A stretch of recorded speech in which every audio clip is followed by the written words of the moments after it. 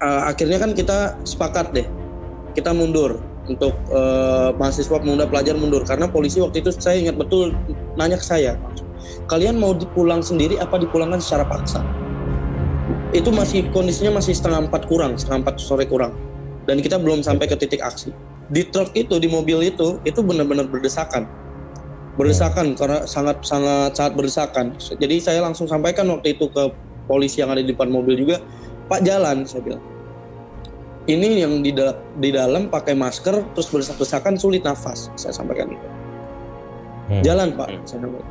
Nggak dijawab, nggak digubris, terus dimasukkan, didorong terus. Kita bingung nih sekarang, orasi menjadi satu hal yang salah dan juga menjadi satu hal yang ya dianggap ancaman mungkin ya.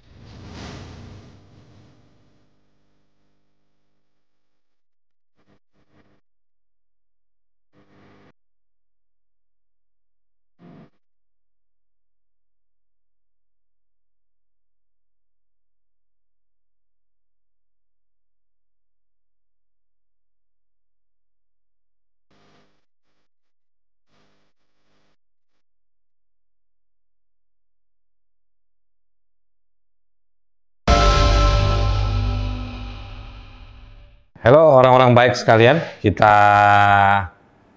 jumpa lagi di Knalpot, kanal podcast untuk orang-orang terpinggirkan.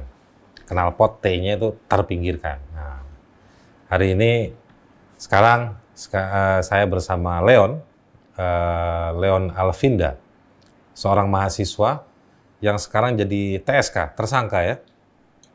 Kalau saya enggak Bang. Oh enggak ya?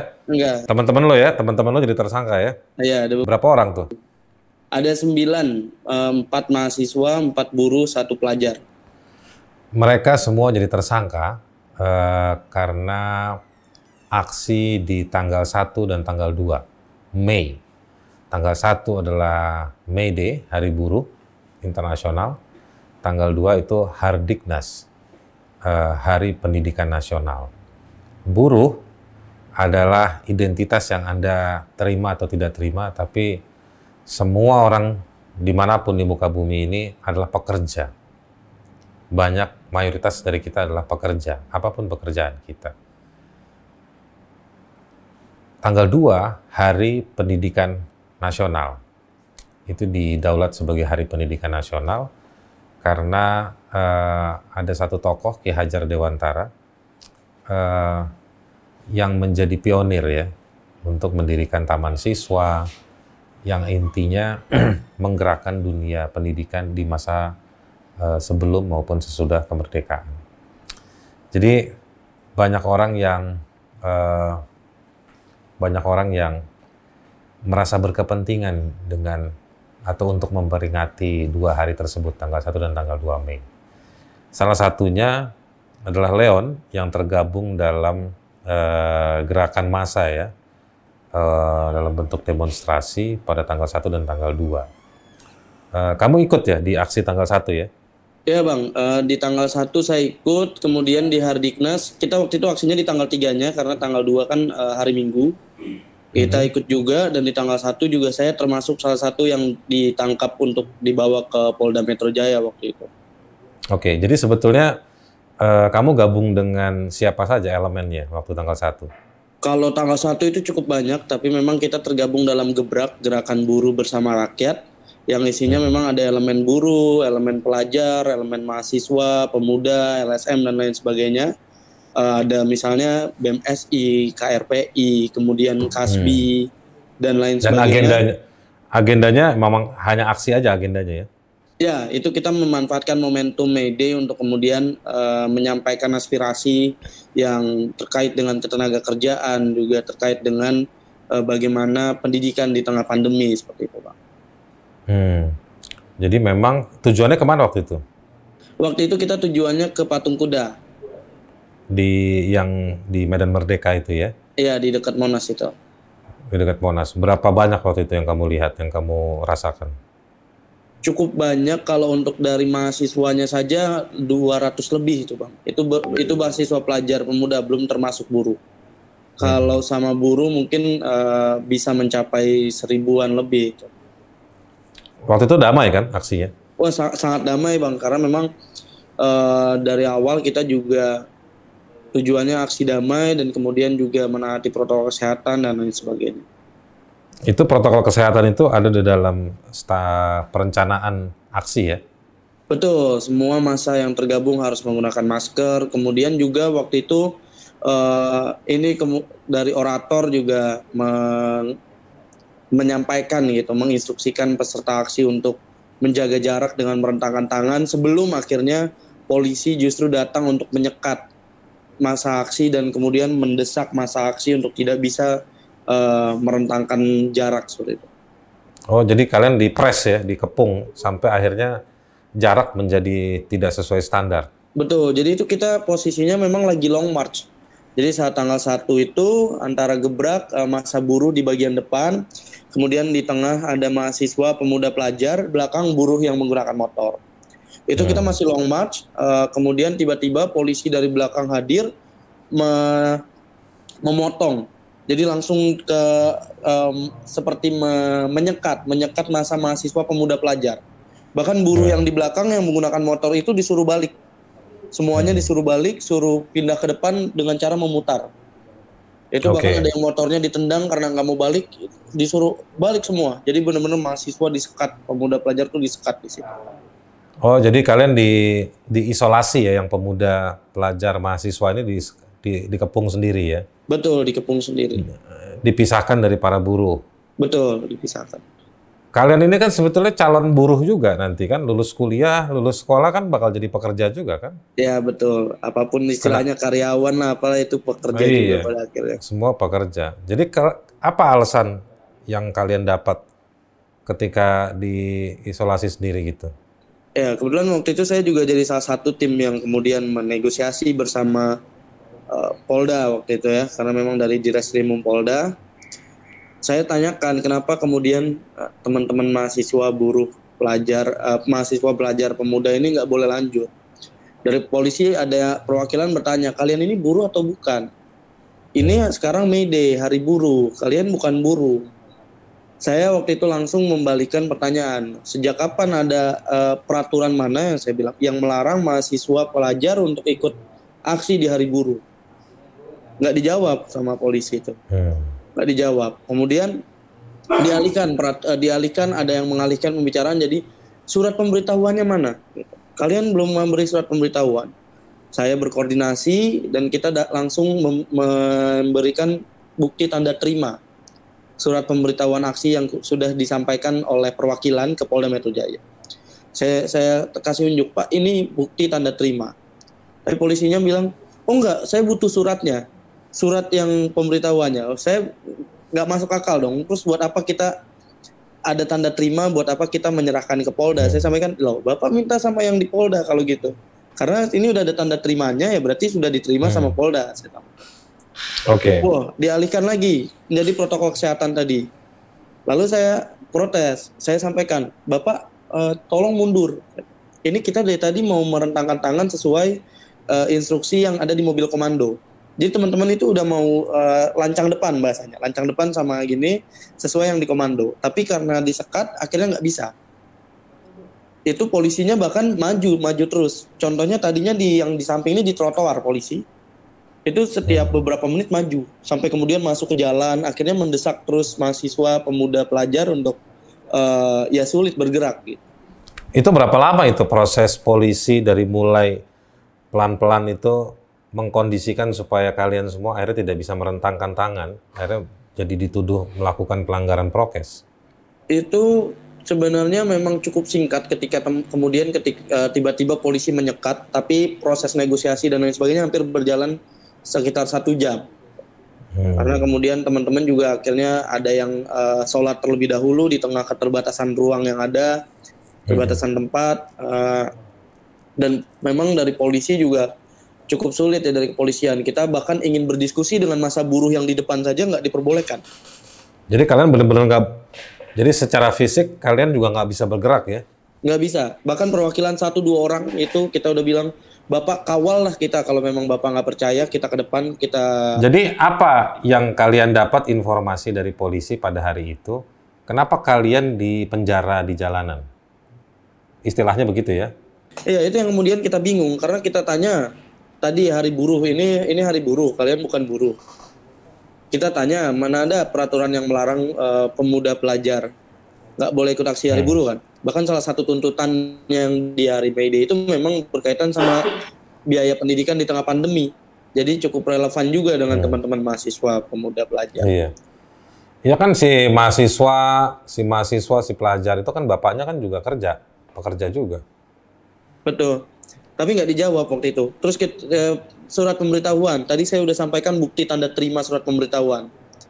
Kemudian masih ada alasan suratnya dan lain sebagainya. Saya sampaikan ya suratnya sudah diterima di Polda. Ini ada tanda terimanya. Tetap kemudian kepolisian tidak memperbolehkan hingga pada yang paling akhir terkait protokol kesehatan. Saya juga minta tadi menegosiasi, ya Bapak mundur. Ini dari tadi kita mau rentangan tangan karena udah ada instruksi dari mobil komando, Pak. Polisi pada hari H itu maunya apa? Maunya kita mundur, kita nggak ikut aksi. Mundur juga nggak bisa kan orang kalian diisolasi begitu. Itu dia yang kemudian menjadi masalah juga ketika itu yang memunculkan akhirnya banyak kekerasan yang terjadi gitu. Apa aja? Akhirnya kan kita sepakat deh, kita mundur untuk mahasiswa pemuda pelajar mundur karena polisi waktu itu saya ingat betul nanya ke saya, kalian mau dipulang sendiri apa dipulangkan secara paksa? Itu masih kondisinya masih setengah 4 sore kurang, dan kita belum sampai ke titik aksi. Kalian mau pulang sendiri atau kami pulangkan paksa? Saya jawab, enggak Pak, kita mau diskusi dulu, saya bilang. Oh, berarti mau dipulangkan paksa ya? Oh, waktu itu saya bingung loh. Ini dari mana bisa ambil kesimpulan untuk kita diskusi, terus kesimpulannya kita memilih pulangkan paksa gitu. Karena tadi kita lihat situasinya sudah sangat mendesak, teman-teman terus didesak, tadi polisi yang tadinya di trotoar maju terus sampai ke jalan raya.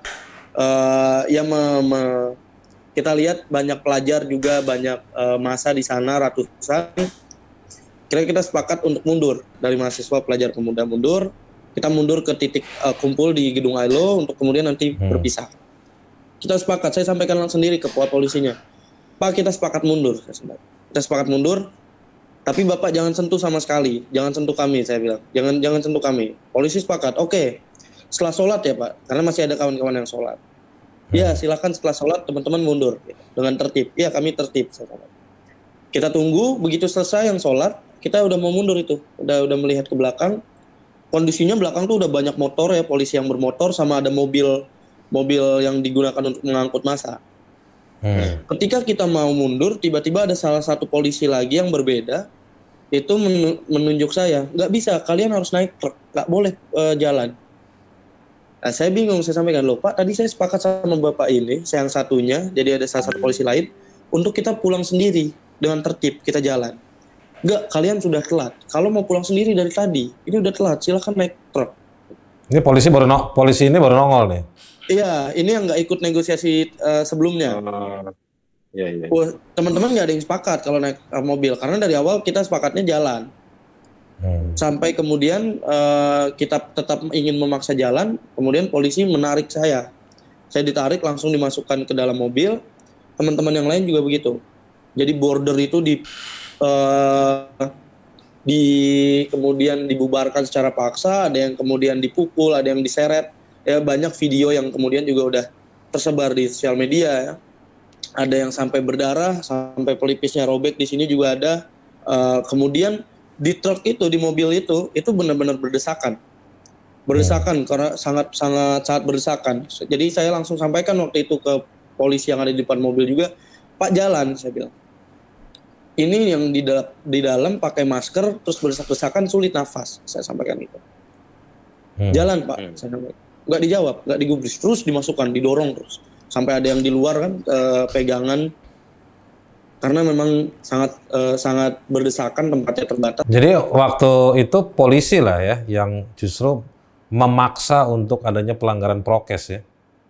Itu dia yang saya juga bingung, karena dalihnya protokol kesehatan, tapi kemudian secara pengamanan, secara pelaksanaan justru kondisi tersebut ya disebabkan oleh polisi. Terus dibawa kemana itu? Langsung sekitar 168 orang itu dibawa ke Polda Metro Jaya. Oh, bukan ke gedung ILO? Bukan, dibawa ke Polda Metro Jaya langsung. Dibawa ke Polda Metro Oke. Jaya. Oke. Di sana kita didata bukti penyerahan pelaku unjuk rasa 160 itu, 168. Tapi kemudian dipisahkan, ada sekitar 8 orang yang orasi. Ini juga menjadi sebuah pertanyaan nih, kenapa tiba-tiba ditanya yang orasi tadi mana? Berdiri. Jadi yang orasi dipisahkan dari barisan. Yang orasi dituduh apa? Tuduhannya apa? Kurang tahu kenapa. Pokoknya yang orasi aja dipisahkan sama polisian. Jadi ini sebuah keanehan ya kalau kata. Berarti kebebasan berekspresinya itu dilanggar ya? Makanya jadi kita bingung nih sekarang, orasi menjadi satu hal yang salah dan juga menjadi satu hal yang ya dianggap ancaman mungkin ya.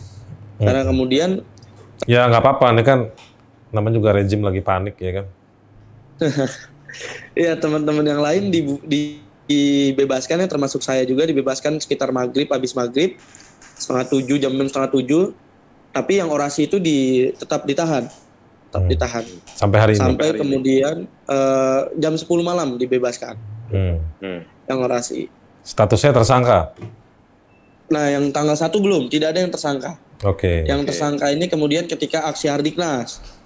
Jadi setelah tanggal 1, tanggal 3 kita hari itu bubar tuh ya, tanggal 1 ya? bubar. Waktu itu kemudian sekitar jam 10 setelah ada pendamping hukum, kita dibebaskan yang 8 orang berbeda itu. Tapi kemudian tanggal 3 kita aksi lagi. Tahan dulu sebentar, sebelum ke tanggal 3, saya mau tanya, yang tadi berdarah tuh dipukul, itu sampai di Polda diobatin? Ya, ada yang diobatin Oleh? akhirnya oleh kepolisian mungkin ya. Jadi dibawa ke klinik. Ada juga yang cuma ditutupin aja pakai kain. Ya, salah satu kawan saya dari Universitas Nasional waktu itu saya ingat betul. Ya udah pakai kain aja ditutupin gitu. Kemudian ada juga satu mahasiswa UI ya, karena berdesakan tadi di mobil, panik attack, akhirnya sesak nafas. Dibawa ke UGD juga, ke kliniknya Polda. Oke. Terus tanggal 3-nya lanjut? Tanggal 3 lanjut, kita aksi, tapi memang ini kita fokusnya adalah Hardiknas, jadi titik aksinya di Kemendikbud ya. Terkait bagaimana biaya pendidikan tengah pandemi, kemudian juga yang saat ini sering terjadi represivitas dalam kampus, masanya ada BMSI, KRPI, termasuk juga dari buruh juga bersolidaritas ya, karena memang ya kita juga ketahui bahwa buruh juga memiliki anak yang mengenyam pendidikan juga, tentu banyak yang memiliki anak dan mengenyam pendidikan. Kita aksi di Kemendikbud. Waktu itu kita datang sekitar 1:30 di Kemendikbud. 1:30 kita protokol, banyak foto-foto yang menunjukkan kita menjaga jarak, kemudian ada bagian-bagian yang memang perangkat aksi yang memang khusus untuk mengingatkan masalah protokol. Kemudian juga membawa hand sanitizer, jadi secara rutin disemprotkan ke peserta aksi dan lain sebagainya. Sampai 1:30 kita orasi dan lain sebagainya. Sampai kita ada kesepakatan untuk audiensi sama pihak Kemendikbud Ristek jam 5 sore untuk bertemu dengan Dirjen Diktinya, Prof. Niza. Jam 5, jadi kita tunggu sampai jam 5. Kita sampaikan juga ke polisian, Pak, ini kita jam 5 akan masuk. Kita akan keluar sebisa mungkin sebelum buka puasa, karena waktu itu masih puasa. Kita akan keluar sebisa mungkin sebelum buka puasa. Tolong masa aksi yang di luar jangan dibubarkan. Kalau misalnya nanti protokol kesehatannya kemudian berubah, tenang, sudah ada teman-teman yang mengatur untuk selalu mengingatkan. Saya sampaikan gitu. Tapi tiba-tiba 4:30 pihak kepolisian ini langsung memanggil kita, memanggil beberapa masa aksi, menyampaikan jam 5 harus bubar. Jam 5 harus bubar. Kita bingung kenapa kemudian berubah lagi nih. Ini kita mau audiensi yang di dalam, kan nggak lucu kalau yang teman-teman yang di luar nih nggak mau meninggalkan yang audiensi. Jadi dan yang audiensi pun sepakat sebelum jam 6 ya, sebelum batas aksi kita akan selesaikan gitu, audiensi. Tapi pihak kepolisian bilang tidak ada nih audiensi dari Kemendikbud dan lain sebagainya. Ya, dengan emosi dan lain sebagainya, kita sampaikan tahan dulu biar kita hubungi dulu Kemendikbudnya. Keluar akhirnya dari Kemendikbud jam 16.45 saya ingat. meminta 8 orang perwakilan untuk masuk audiensi dengan Prof. Nizam. Oh, dari Kemendikbud sendiri keluar orangnya ya? Keluar, ya. Akhirnya saya menjadi salah satu yang masuk waktu itu. Begitu masuk, saya ditarik satu polisi, sampaikan, kalian jam 5 harus selesai ya, ini akan dibubarkan. Saya bingung, ini kita 16.45 baru masuk, Pak. Mas jam 5 udah disuruh keluar lagi gitu kan. Iya. Polisi nggak koordinasi sama Kemendikbud polisinya? Nah, itu yang saya bingung. Padahal dari Kemendikbud juga kita sudah sampaikan, Bapak tolong tanya Kemendikbudnya gitu. Ini sebelum buka kok maksimal selesai. Tapi nggak, tetap kita bubarkan sebelum jam 5 harus selesai. Kita masuk yang 8 orang, kita pun nunggu sampai jam 5. Jadi dari Kemendikbudnya nggak langsung turun. Turunnya tetap jam 5. Nah, teman-teman yang di luar karena melihat dari kepolisian sudah siaga untuk membubarkan dan lain sebagainya, akhirnya memutuskan jam 5 bubar. Jadi jam 5 kurang 5, jam 5 kurang 10 tuh udah pada berdiri, udah pada persiapan bubar. Kemudian jam 5, karena saya di dalam, kita tiba-tiba dapat kabar kalau ada yang ditangkapi ketika perjalanan bubar itu. Langsung kita keluar, itu udah banyak yang dikejar, kemudian beberapa yang membuat border sudah di GBK, sudah pergi, dan ada yang ditangkap. Jadi ada 9 orang, 4 dari buruh, 4 mahasiswa, 1 pelajar ditangkap. Salah satunya kawan saya yang tadi ketua BEM Fakultas Hukum itu, ketua Fakultas Hukum UI. Dan ditangkapnya ketika perjalanan pulang menuju bis. Jadi salah satu kawan saya tadi, Surya, itu ditangkapnya ketika di depan GBK, dekat GBK, di dekat FX Sudirman. Sudah bukan di titik aksi. Jadi memang dia mau menuju bis masa UI yang ada di GBK. Itu lagi jalan dan ditarik, ditangkap. Ini kayak penangkapan di Ponorogo ya? Jadi diundang, suasananya katanya mau diplomasi, mau ngobrol, malah ditangkap. Ini mau pulang, ngikutin hasil negosiasi, malah ditangkap ya? Iya, jadi kayak semacam kok dijebak gitu ya. Ini yang masuk ini tiba-tiba keluar, teman-temannya banyak yang ditangkap. Nah, itu kita langsung dapat kabar kalau dibawa ke Polda. Akhirnya saya dan teman-teman beberapa orang kita ke Polda setelah maghrib, setengah 7-an kita ke Polda. Itu sedang diinterogasi lah, semacam diinterogasi.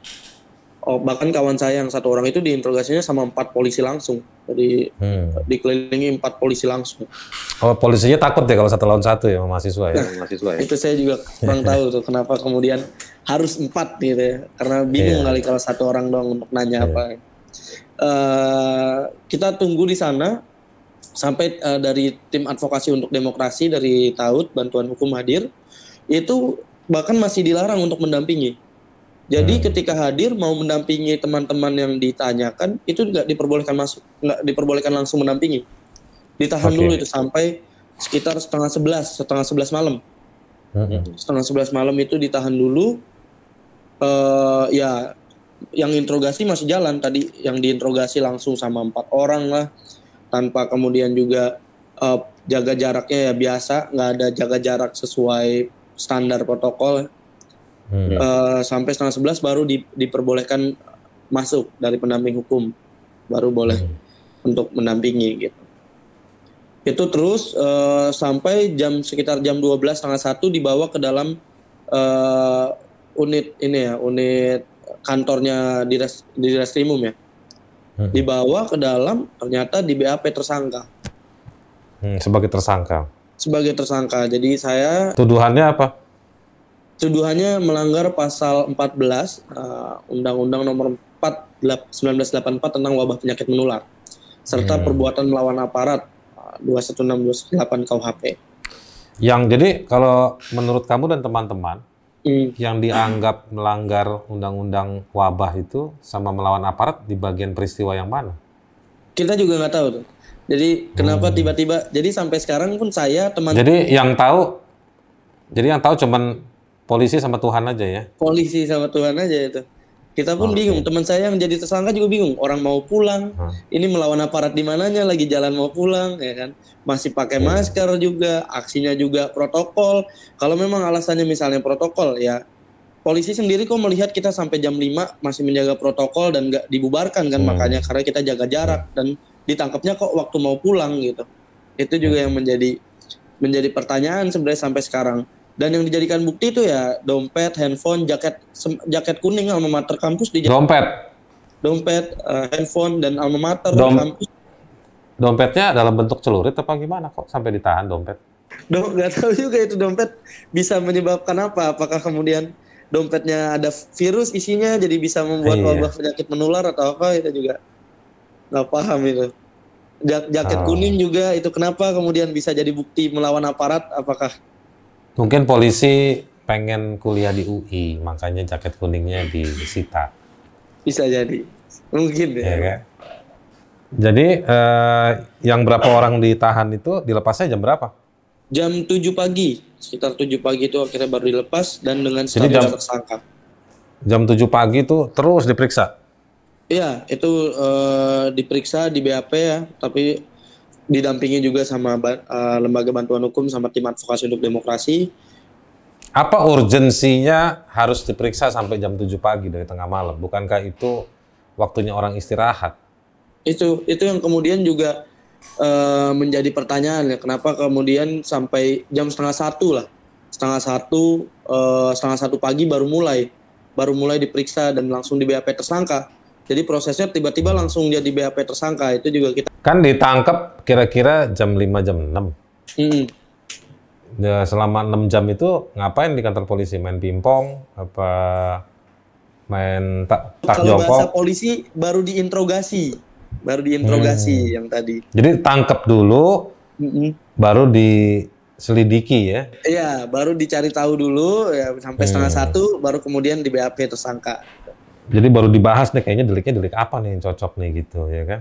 Dicari tahu dulu lah. Itu juga yang kawan-kawan bingung. Ini kayaknya emang yang penting main tangkep aja dulu. Yang penting ada tersangka dulu lah. Iya. Terus kalian jadi nggak jadi ketemu sama Prof. Siapa? Prof. Nizam itu nggak jadi ya? Nggak jadi karena kita yang di dalam akhirnya keluar semua. Kalau saya jadi lawyer kalian nih, saya bisa kasih saran nih. Kalian mesti laporkan ke Propam ya atau kemana gitu, ke Ombudsman, bahwa polisi menggagalkan hak Anda untuk memperjuangkan perbaikan pendidikan. Polisi-polisi itu kan punya anak juga. Bahkan polisi-polisi itu ada yang masih sekolah untuk supaya dapat naik pangkat lah, apa. Ya kan? Jadi sebenarnya mereka juga pelajar juga yang lagi diperjuangkan haknya oleh kalian. Ya kan? Terus Kemendikbud nggak protes ke Polda? Ya itu saya dapat kabar katanya sempat dari Dirjen Dikti sempat memberikan jaminan ke Polda untuk dilepaskan, tapi ya pada akhirnya tetap dijadikan tersangka kawan-kawan. Ya, jadi dapat kabar sekitar jam 8 lah, tapi ya habis itu ternyata nggak dilepaskan, diproses juga sampai pagi.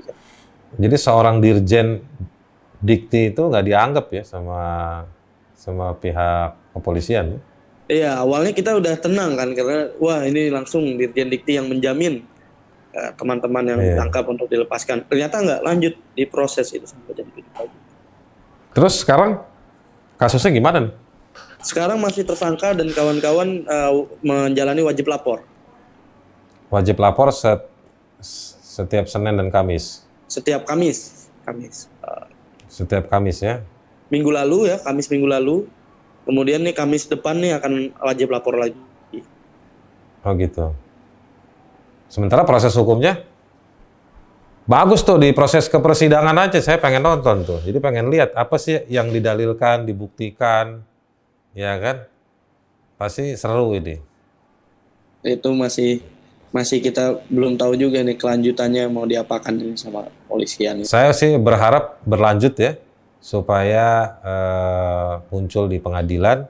Kan pengadilan itu terbuka untuk umum kan, jadi kita sama-sama lihat nanti sebetulnya ini barang buktinya nanti apa, peristiwanya apa, nyambung nggak peristiwa sama barang bukti gitu kan. Biasanya itu nanti di persidangan tuh malah yang lucu-lucu tuh kelihatan dari proses hukum yang dipaksakan, itu nanti akan muncul tuh kelihatan.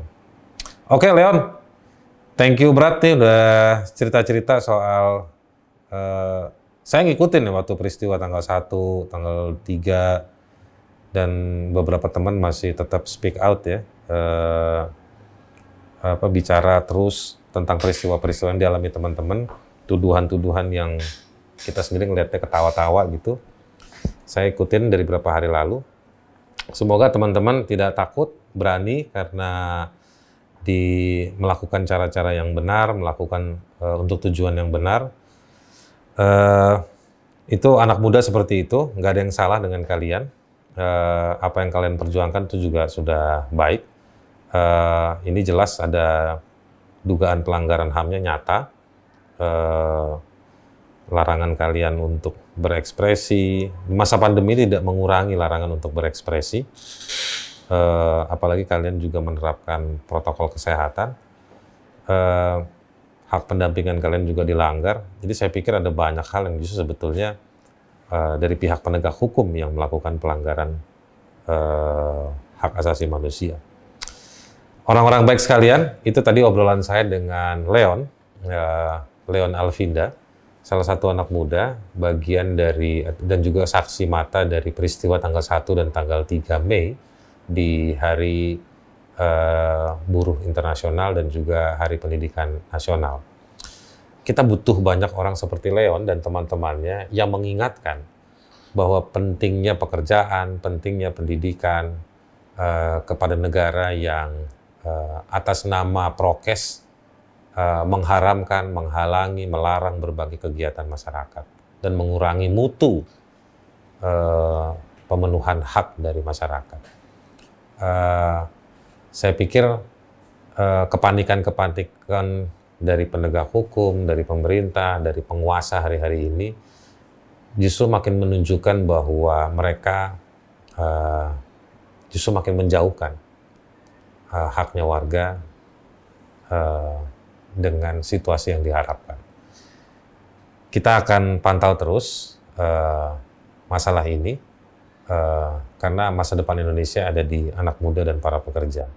Kita akan jumpa lagi di Knalpot berikutnya, kanal podcast untuk orang-orang terpinggirkan.